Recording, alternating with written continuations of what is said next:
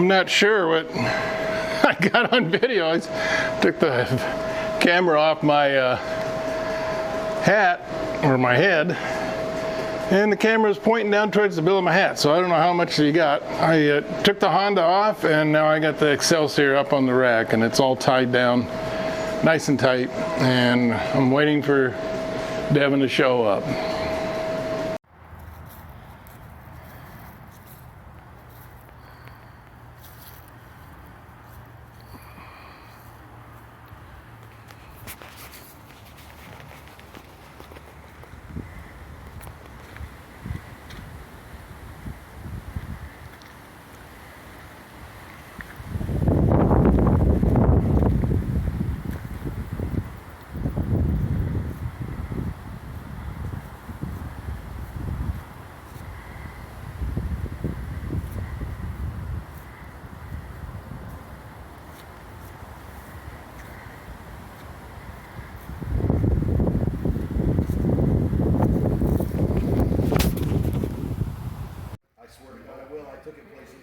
Last fall, and I watched your department in Southwest and Penn almost bury their rigs in a little small wetland, and I just told my guy, hold on. We went across it, and as soon as he hit the mud, it was like he got another gear. He just in a North Station. They're still checking the gazendas to see what's going to go where.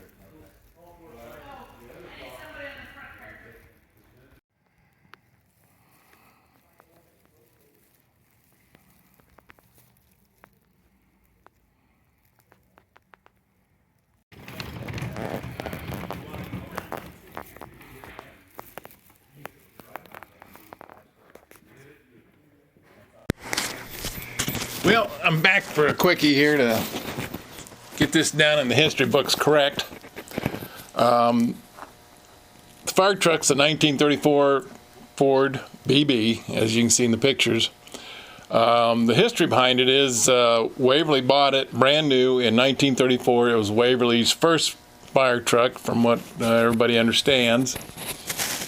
And in 1954, Waverly had a fire, and that truck failed on the fire. I'm not sure what happened, if it vapor locked or if the motor blew up or what happened. And so Waverly immediately took it out of service and ordered a brand new truck, a 1954 Ford.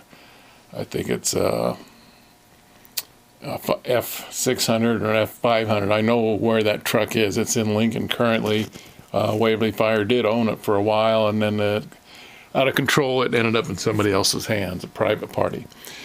So, 1954, the city of Waverly, or the Waverly Fire Department, whichever was the owner at that time, sold it to the small town south of Lincoln of Roca. Roca was going to, I'm sure they were going to, their plans were to rebuild it and put it back into service for their fire truck. But it didn't happen. It ended up sitting outside their fire station for a long, long time, from 1954, and then around 1969, an Omaha firefighter was drinking in the bar in Roca and got talked into putting a bid on that fire truck to the city of Roca, and he put a bid on it. I believe the number was like $225, and he won the bid. So he got it. Him and a buddy tried to get it back to Omaha, driving it, and they got it almost to Omaha, 20 miles, and when it finally, the motor gave up its last ghost. And this gentleman was a car enthusiast. Besides a firefighter for Omaha, he was also a car enthusiast. So he got it kind of cleaned up and put another flathead motor in it, and found some donated money to put it together and everything, and then he drove it in parades representing Omaha Fire, even though it wasn't Omaha Fire's truck.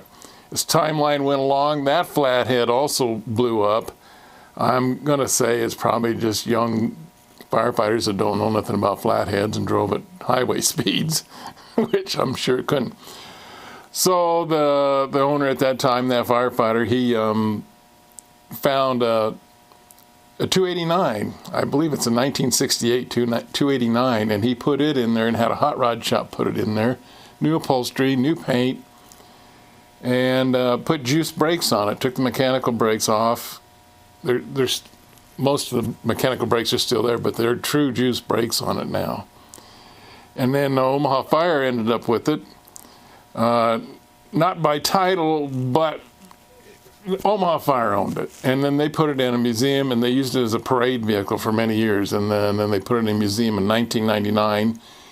And then 3 years ago, this is 2023, I think it's 3 years ago, they were going to remodel that building that fire truck was in with the small museum in it. Not that the public even knew about that museum. That's where it was.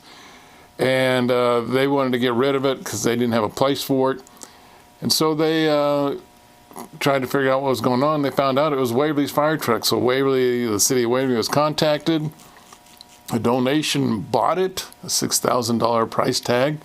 The donation bought it, and we hauled it down here to Waverly on the back of a Gaina lowboy, and we had to redo some repainting. That was courtesy of Brian Johnson, and then we had to get some new glass, courtesy of Waverly Glass.